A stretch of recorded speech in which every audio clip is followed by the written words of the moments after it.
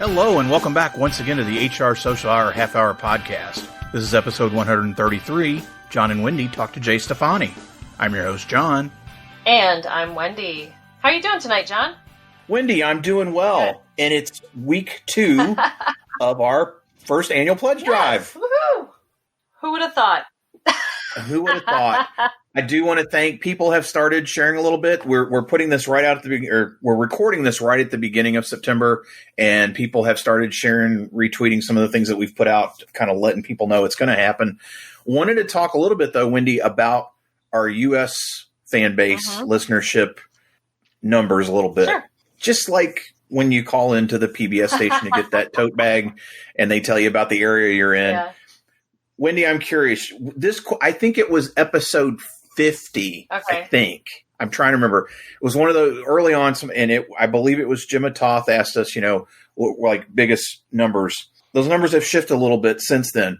What do you think our top 5 states are as far as downloads or listenership? Top 5, and top 5 for everyone. We have not talked about this, so I do not know the answer, but I am going to guess Ohio, California, Virginia, Florida, and Oregon.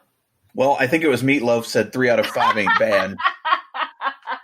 So believe it or not, and this is one of those where it has shifted a little bit, I am not necessarily surprised. Our number 1 state for downloads is California. By far, total sense. The biggest downloads and listenership out there. So we definitely appreciate that. Number 2 has moved over time. Now it's Illinois. Oh, Illinois. Which shouldn't necessarily surprise us because Mary Williams, our number 1 fan, is there. And I know she's always sharing. Yeah. But yeah, Illinois is number 2. Interesting. Okay. Deep in the heart of Texas, we're number 3. Oh, wow. Down there. Yeah. I mean, really, that really shouldn't surprise me. But for some reason, it didn't pop into my head as a top one. I think we've had so many guests from the great state of Texas. I'm not necessarily surprised. Virginia now is number 4. Okay. And that was a little surprising. Virginia actually was number 2 for a long time. Right. Things change. And then Ohio is at number 5. Okay. And again, not a surprise. We have great friends there in Columbus and Cincinnati and being adopted by the fine folks of the Cincinnati HR group. Excited at that. Yeah. But yeah, that's our top 5 as it is right now. Nice. Exciting. We've been downloaded in every state and in Puerto Rico. So we have that covered. Do we have all the territories covered or just Puerto Rico? The Puerto Rico and Guam. Yes. Okay. Help me remember. Is anybody else? I'm looking at my map. I think everything's colored in, so I think we're good. I was like, I feel like we're missing a territory there, but my geography is rusty. I know. Well, and this is definitely not Geography B, but we do want to thank everybody as always that's listening. If you're in any of those states that are in the top 5, thank you. If you're in the others, listen more, download more, share more, which is the whole point of the pledge drive. So yes, use that hashtag listen to HRSH all through the month of September. And at the end of the month, the last episode of the month, we will share what our giveaway is going to be. Again, you don't have to donate any money. Just donate a little bit of your time. Help spread the word. And we appreciate it very much. We just want your social shares. That's it. That's all we're asking for. A lot. It doesn't take a lot to... It means more than anybody will know for every time you share. So again, listen to HRSH. And thank you for participating in our first annual pledge drive. Wendy, I'm super excited about tonight's guest. I got a chance to talk to Jay a little bit back. We talked Transformers, which is always cool. Jay kind of jumped in with both feet to the chat and has been part of our trivia nights and several other things. So I'm really glad he's with us. I'm going to stop talking. I'm going to let you make the introduction. We'll get started. So excited to welcome Jay Stephany to the show. He is currently an HR generalist at Network Health in Wisconsin and is a recovering talent acquisition professional in nonprofit and manufacturing space. He received a bachelor's degree in HR management from the University of Wisconsin-Whitewater and is SHRM and HRCI certified. Along with being past president of his local SHRM chapter, Jay is currently the certification director for the Wisconsin State Council. Jay, welcome to the show tonight. We are super pumped to have you here. Our first question is always, what is in your glass? Well, thanks, Jon and Wendy, for having me. Tonight in my glass is a vanilla stout, which is brewed right here in Appleton, Wisconsin from Stone Arch. Nice. So, nice. with the summer in Wisconsin coming to a close, it's time to get into the heavier brews. Yes. That is not a bad thing in Wisconsin at all. It's a very short season. Yeah. We know what you're up to now, but talk to us a little bit about, how exactly did you get your start in human resources? It actually goes back to my first job out of high school, or actually while I was in high school. I worked at the local grocery store. And as I started to take on more responsibilities, I started to train some of their new hires. And then I would take over being the lead of the closing shifts. And that really got me into being interested in being able to help people be successful. So there are two ways to go. I could go into HR or I could go into education. And I really couldn't decide by the time that I graduated high school. So I went to UW-Whitewater because they had programs that were great for both education and business. And then ultimately chose HR and have never looked back. Awesome. So you did spend a lot of time in talent acquisition and then have decided to go to the dark side. I feel free to bring that up because I went to the dark side for a while and then I went back. So I saw the light. Our cookies are better, just going to say. Always curious, what was the draw to move more towards that generalist role as opposed to focusing in talent acquisition? I started my career as a generalist and then really did specialize in talent acquisition. And I was always and will always be passionate about bringing people into an organization and selling an organization versus exiting them out of an organization. And that was great. I had 15 great years working for a nonprofit in talent acquisition and to the point where my job title was Seeker of Talent because it's really what we did. And that was great. I transitioned into global manufacturing and did that.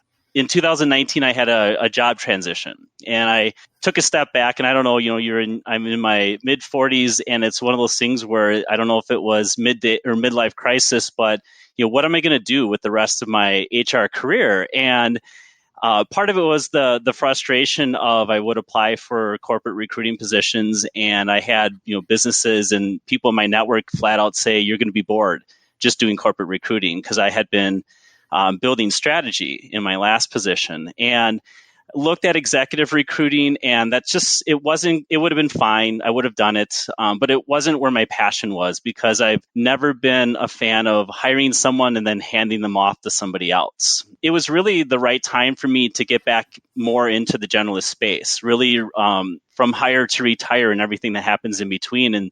And so it was an opportunity where the position that I'm in now became available. A couple of the folks in the HR department were part of my network, and I reached out and kind of told them why I was interested and willing to, kind of take a step back into the dark side arena. And it's been a great transition. It's been the perfect company, perfect type of role, really being able to be that full suite for the leaders that I support. Talent acquisition will always be a piece of my heart. I get it because especially if you're the larger the organization, the less you actually end up, less time you spend with the candidate. In my last role where I'm at now, I really had to focus it on change my mindset in that I'm really working with the hiring manager and that's my focus and not the candidate. So that kind of helped me through it. But now I'm doing strategy. Talent acquisition strategy is actually kind of fun. I'm enjoying it, and it's not a role that every organization can have. So totally understand where you're coming from. Talent acquisition, it's great because you get to learn the entire organization because you're helping your IT team, your finance team, your marketing team. And so you really get the bells and whistles and everything that makes it tick because you're supporting so many different business units across the spectrum versus someone that maybe is specializing in benefits administration or any of the other aspects of HR. So I really enjoyed that piece of it because it helped me be a better HR professional because I understood how the business moves, what needs to move, understanding the financials of the business and really helping me sell the organization that I was looking to find the great talent for. Definitely. Wendy, I need to just take a pause, and I feel like I need to say in here that the opinions of Wendy Daly are not necessarily those of John Thurman or the HR Social Hour Half Hour podcast when you talk about the dark side. I'm going to put that out there. I may make a little recording at the front too. Don't believe the hype, people. Jay, with the role you're in now, What are the biggest issues that your company is facing from an HR perspective? It was interesting with COVID. Before COVID, 25% of our workforce already worked remote, and so this was part of the day-to-day piece where we had to connect people that weren't in our buildings. And now that all of us are working remote, or a good number of us, it's given us a great opportunity really to continue to keep people connected while we're apart. For some of the people in our workforce, work was their social outlet, and now they don't have that. So, what are the ways that we can continue to keep that group together as we're looking at now? We're most of us are home now to the end of the year. We've got to look at how do we support the workforce differently. We're becoming virtual teachers' assistants. My daughter starts school tomorrow in virtual.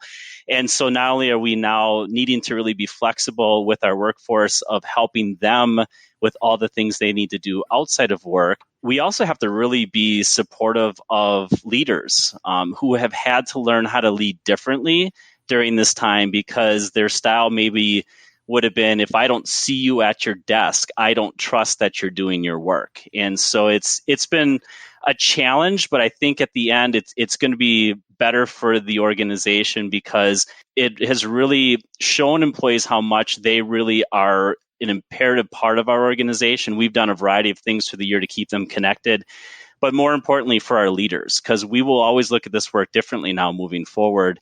And that's a great thing. It's something that we really needed. I would agree with that. I think there's a shift coming, and COVID has. I think it was coming before, and COVID just kind of pushed it over the edge. And some companies were ready for it, and some weren't. And the ones that were are doing fine, and the ones that weren't have really had to try to catch up to the rest of us. Yes, they have. They have.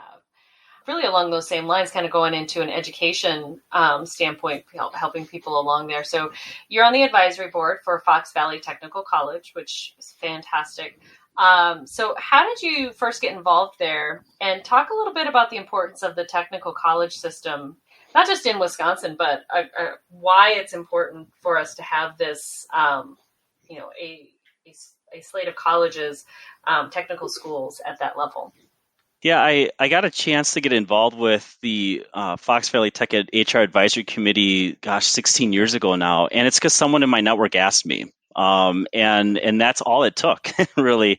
We're really blessed here in Wisconsin to have just a tremendous technical system. When you look at how education continues to evolve, both from the way that students learn to the cost of that education, the technical college here in Wisconsin really measures up to getting that same value for your dollar. We have a lot of non-traditional students. I think the average age of our students is 33 years old. And so it's one of those things where, they want to go and get that education, but they also are probably contributing to the household finances. And so being able to get the skills that they need to get into that next level of earning potential and still get the value of a good education is something that's so important. I have really enjoyed my time with the advisory committee because I think as HR professionals at time, we can sit here and say, well, the next generation of workforce doesn't have the skills that we're looking for. Well, it's time for us as HR professionals to step up and say, okay, well, let's help that next generation of workforce get those skills.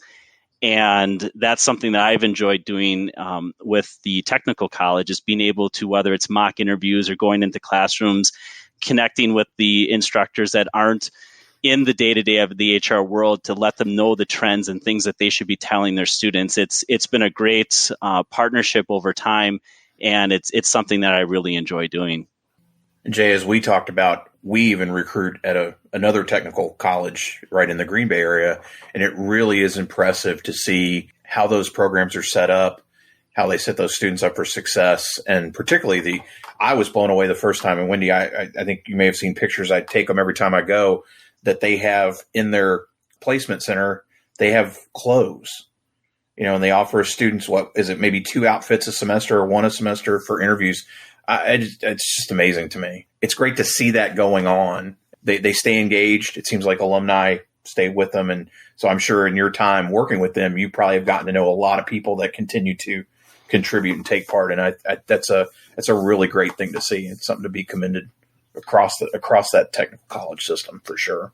Yeah, absolutely. You need to set the next generation of students up for success. I mean, the amount of graduates of the technical college that then become members of the advisory board so that they're able to really educate the advisory board members on what it is to be a student. It helps us be mindful as we help the technical college really present the HR associate's degree to those students. So it's really a win-win on both sides. Speaking of volunteering and taking time, you've been very active at local levels of SHRM for a while. What volunteer role's been the most challenging for you, and what did you learn in that time performing it? Yeah, I would say the most challenging was when I was chapter president of my local chapter. It was the same year that SHRM released the SHRM certification or introduced the SHRM certification. And so not only did I need the crash course on why, because HRCI had been the thing for so long. So understanding the why, and then more importantly, having to then educate our 300 plus chapter members in regards to why. And so it was challenging. It was fun. It made complete sense to me. And that really helped me then springboard when I was done with my local chapter leadership to get more involved at the state council level. And that's why right now I'm the certification director for the Wisconsin State Council, because of that experience of having to learn the why and then also continue to promote the SHRM certification. Well, Jay, it is now time for everyone's favorite part of our show, which is the half-hour question connection. What career did you dream of having when you were a child? Little Jay Stephany back in the day thought that he would be the first baseman for the Milwaukee Brewers. And then little Jay Stephany realizes that he couldn't hit the fastball. And so that was really a course correction. You are not the first baseball player we've had. Andy Storch talked about that too. I remember that much. Jay, who's one person you've gained in your network in the last year that you think more people should know? In January, there's a gentleman by the name of Duncan Wardle. He's the former head of innovation and creativity at Disney, and he did that for a long period of time. And in January, we actually spent a day with him, all of our network health leaders, and he really gave us a lot of tools to think from an innovation side of things. How do we as a healthcare provider do our business differently? And little would we know that a couple months later, when COVID became a real thing, that we had to look at everything that we do from a whole innovative aspect. And we continue to use a lot of the tools, but I think Duncan really brought a lot of aha moments to our leadership, because if you do the things that you've always done, you're just going to get the same results. And we have really positioned our organization for the next level as a healthcare provider. And that was something that Duncan's tools have really helped us, especially as we have been planning for annual election period and open enrollment for some of our members, that we're going to need to be using technology, and some of them don't have internet access, especially some of our Medicare members. So we need to really look at how we do this work differently to educate and get them ready for 2021. Jay, a new HR professional asks you for one piece of advice. What do you tell them? The number one thing that I tell all the students that I connect up with at Fox Valley Tech is they need the network. And I know if Steve Brown is listening to this, his arms are up in hallelujah status, because it is. I mean, you have to get a network of people together, because first of all, being new to the profession, you're not going to have the answers, nor should you have all the answers.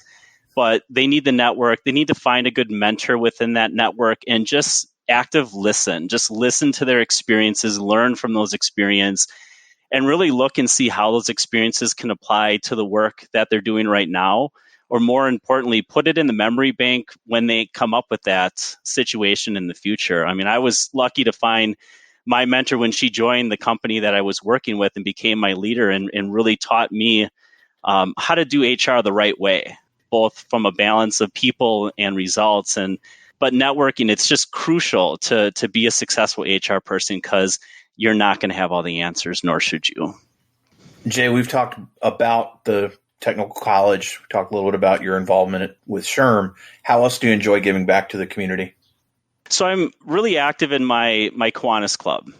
So I was an Eagle Scout, or I am an Eagle Scout. And so community engagement and volunteerism has always been part of growing up. I watched my dad be a member of the school board at my grade school when my sister and I were there. And so he was always connected into the community. Community was just giving back was always just a big part of who I was. And so Kiwanis is definitely one of those ways that I get involved.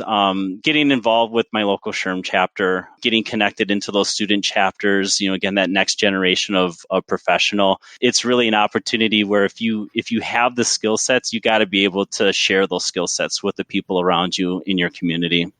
Jay, what is your favorite movie?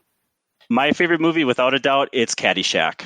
Oh. Now, I golf like Rodney Dangerfield, not like Chevy Chase, but I will stop at that movie every time that it's on. It's a classic. It's a piece of Americana. How about your favorite musician or band?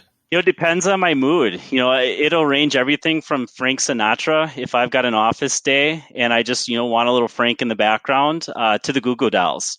And I had a chance to see them in concert here in Appleton at our Performing Arts Center at the end of 2019. So that was great. But yeah, my music taste is all over the board. How about a favorite TV show? Favorite TV show, I would say going that The Office is the GOAT and, it's like the automatic number one. I would say my number two would be The Blacklist.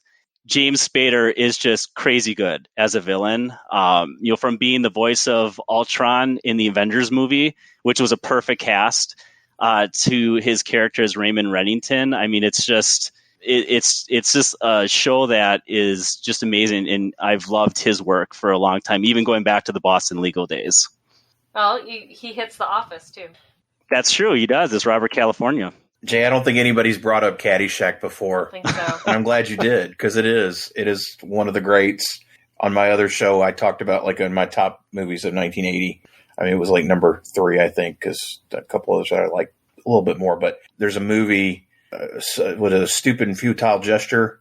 It's on Netflix. I don't know if you've seen it, but It was the guys that worked on National Lampoon magazine. They wrote Caddyshack, and the guy met a very sad ending. His death is questionable as to how things transpired. But anyway, it was really interesting because he saw Airplane at the same time, and he's like, oh no, everybody's going to see that. And Caddyshack did not do as well when it first came out, but I think they both have incredible histories. But I would certainly argue Caddyshack, to me, in the longer run, is maybe the better one.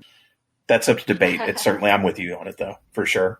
That's a good movie. I would recommend Stupid and Futile Gesture if you haven't seen it. Netflix, it's very interesting. The way they shoot it, the whole 9 yards, is very entertaining. If you're not watching Caddyshack, you're not listening to Sinatra or the Goo Goo Dolls, if you're not watching The Office or The Blacklist, what else do you like to do outside of work?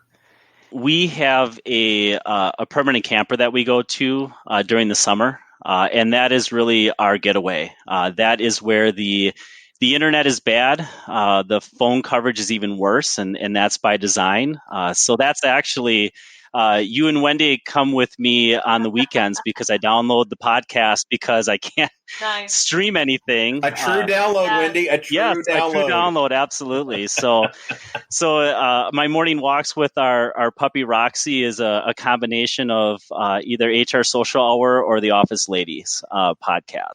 You guys win out most of the time. We appreciate that. Is quite high esteem for us. Thank you. Because that's on my list. Love it. And John, you're right. I know when you started talking about the Office Lady podcast when it first came out, they needed to kind of get their feet down a little bit, and you notice about halfway through, as they're going through the season 1, they start to get it, and I'm in season 2 right now, so I'm a little behind, but they're definitely hitting in all cylinders now. When they figured out how to put in ads, with the whole State Farm thing. State Farm, yep. Brilliant. Holy yes. cow. State Farm, if you're interested in posting or sponsoring an HR show, let us know, because we'll be right there for you too. Office Ladies has really hit a stride, and the fact they can get everybody to come on and talk about the show is phenomenal. I think Steve Carell's the only one they haven't had yet, and I'm sure he will do something at some point. It seems like they've had everybody else, some of them multiple times. Or they're just a text message away if they have a question. Yeah, exactly. Yeah, that's always fun to see that it seems like those people on that show truly care about each other and have stayed in contact. And that's a nice thing to hear, that it's what you see on screen seems to have translated to real life. Well, I am way behind. I got to catch up on The Office Lady. Once my commute stopped for a while, that's true. I fell behind on a lot of podcasts, so I have to figure that out. And now I'm only commuting part-time, so it just makes it harder. But now that the girls are back in school, maybe I can use some of that downtime. Listen while I work.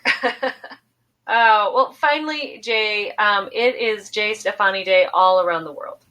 What are people doing to celebrate? We're going to get a whole bunch of HR people together, and we're going to pick a nonprofit that we're passionate about, and we're just going to go and do some HR work. I spent 15 years in nonprofit. My wife is an executive director for a nonprofit, and so I've got a pretty extensive network within that arena. And executive directors are not HR professionals. I'm the de facto HR department for my wife, for her nonprofit. And so the amount of asks and requests that nonprofits have for HR people on their board of directors, it's something that we're going to take the day and just do an HR deep dive into some of these organizations. If it's an audit, whatever the case might be, I would definitely recommend that if anyone's looking to get involved, find a nonprofit in your area that really speaks to the heart of what your passions are, and then ask them how you can help as an HR profession, because that's something that is just so incredibly needed. And then we're going to go out and we're going to find a local microbrew, and we're going to have some drinks. Nice. I'm in. It sounds like a great day. I think you're the first person to ever bring up maybe practicing a little bit of what we do, as part of it. But I think that's a great way to do it. And I appreciate the recommendation or sharing the idea of getting out there and helping in a different way. Like Uncle Ben and Spider-Man, with great power comes great responsibility.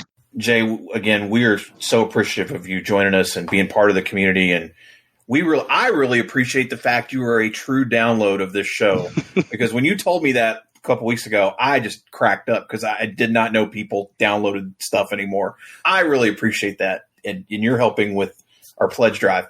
For those listeners that aren't connected with you, which I'm sure most of them are, but if they're not, what's the best way for them to reach you out there? Sure. Best way is my Twitter handle is @JayStephany. And then my Instagram, which I need to learn to do a little bit more of, is J_works_in_HR.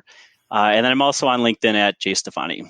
Excellent. We will have that in the show notes. And Wendy, how about you? What's the best way for listeners to find you out there? Best way is, as always, on my blog, mydailyjourney.com. Daily is D as in dog, AILEY. And of course, second and fourth Sunday of each month, you will find me on Twitter at 7 p.m. Eastern Time as part of our twice monthly Twitter chat. How about you, John? Once again, don't forget, it's Pledge Drive Month. #listen to HRSH.